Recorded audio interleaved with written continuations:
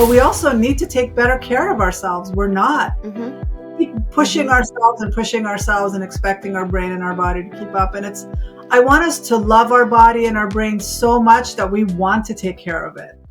It's not about hating our bodies. I mean, sometimes if we've gained weight or if we don't look a certain way or if we're aging, we get mad and we hate ourselves.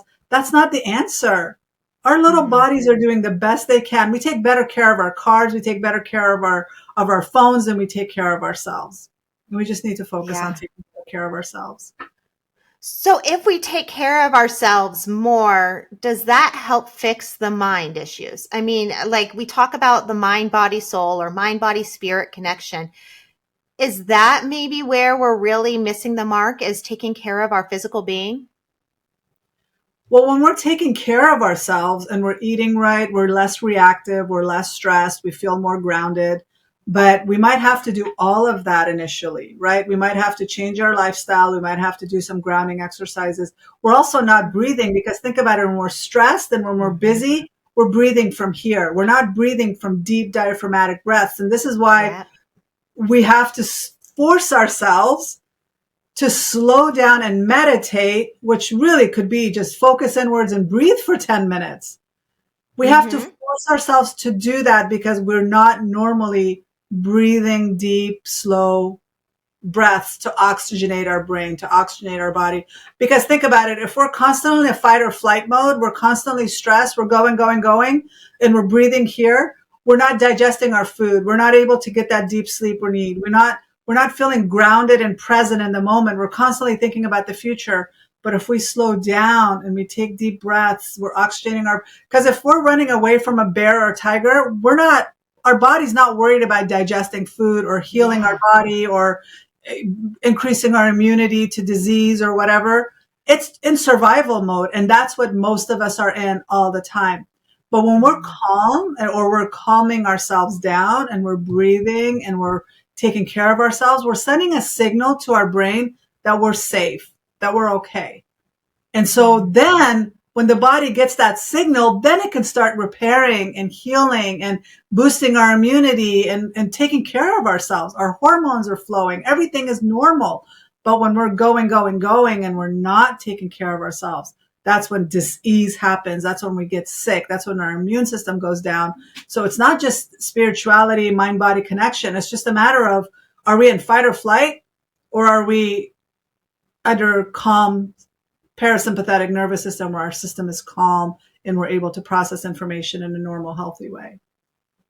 I mean, I think a lot of us are living in fight or flight all day, every day. I think that has become the norm. And I don't know if that's because of the constant connection or the constant stimulation, but even talking about slowing down to breathe and have to remind ourselves, like I've talked about it on the show before, is like, I find personally, I will just forget to breathe. I will be holding my breath. I usually notice it when I'm driving. I'll at a stop sign and be like, wow, I've been holding my breath. Why am I doing that? Like literally, I have to think and tell myself, breathe. And so, I mean, it can be as simple as that. And I think that we do live in a society and we've almost embraced it. I actually had this conversation with my mom the other day. We were talking about going back to the generations and how parenting has changed through the years and how childhood has changed through the years. And she was saying that she feels that her childhood was probably the last time that kids could really just be carefree and be kids. There wasn't all this worry about keeping up or this competitiveness or what are you doing or what class are you taking or what activities are you doing. It was like the last time that life felt a little bit simpler because like then, I grew up in the 80s and 90s. That's when things started to get a little bit more competitive. Now our kids are now, in this new era and parenting is very competitive and there's all these rules and these things that we're supposed to be doing. And there's a lot of pressure. But if you go back a couple generations, like there was a freedom, there was more ability just to live. And maybe it is being more present in your life because there's not so much push for distraction and other things. Not only that, kids are outside more. Kids are so busy and overscheduled right now. They're probably not even breathing right. They don't have time to just relax. From the minute they wake up, it's go, go, go until they go hit the bed. And so we're not teaching them how to take care of themselves. we're not teaching them how to breathe and focus on their breath and calm themselves down. This is why when they implement any kind of meditation program into schools, kids do so much better. Just because of that 10 minutes of them taking that time to take a deep breath.